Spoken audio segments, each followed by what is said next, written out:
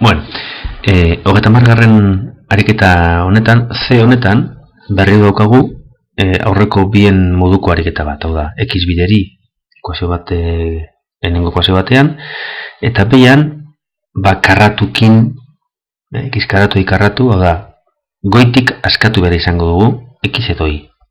Zein, berdin dio. Ezken finean, bat edo bestearekin, bardin geratuko da, bantzeko geratuko da, beko ekuazioa ordezterakoan. Orduan, y berdin lau zati x. Erabiltzen badugu, gogoratu gero ona etorteko ebasten, geratuko da, x gehi lau zati x berbi berdin 25. Bueno, berbi hau egin aurretik, komeni da, batuketa egitea. Izenetzele komuna eginez, geratzen da, x karratu gehi lau zati x dana berbi berdin 25. Orduan, hau zelan geratzen da?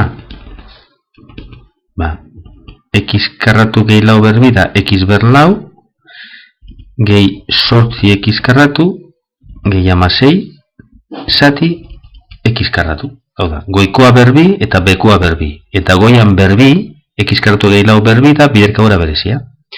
X karratu, gehi bi ab, gehi b karratu. Berdin 25.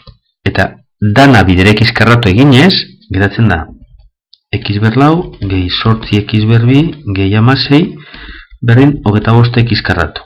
X karratu guztiak bestaldera pasatuz, geratzen da, x ber lau, berdin, berdinez, ken,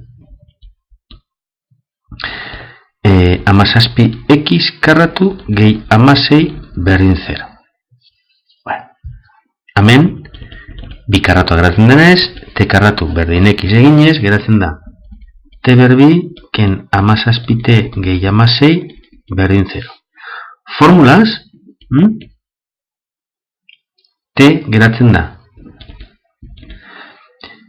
amazazpi plus minus, erro, amazazpi berbi, ken lau bider amasei, zati bi, eta soluzioak dira, amasei eta bat.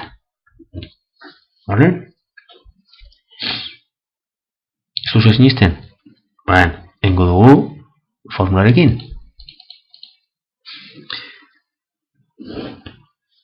Amazazpi plus minus, erro, amazazpi berbi, ken lau bider bat bider amasei, zati bi. Amazazpi berbik emoten dau, amazazpi plus minus, santuko amazazpi berbi, dala berreun daro eta behatzi, ken lau bider bat bider amasei da irro eta lau, zati bi. Oruntek, mongo dau, amazazpi plus minus. Berreun daro eta behatzi, ken irro eta lau da, berreun dago eta bost. Eta berreun dago eta bosten erroa amabost da. Ez, plus minus amabost, zati bi. Amazazpi gehi amabost zati bi, amazazpi gehi amabost, ogeta amabi zati bi amasei, eta amazazpi ken amabost bi zati bi, bat. Beraz, t amasei o t bat. T amasei bada, horrek zen dira.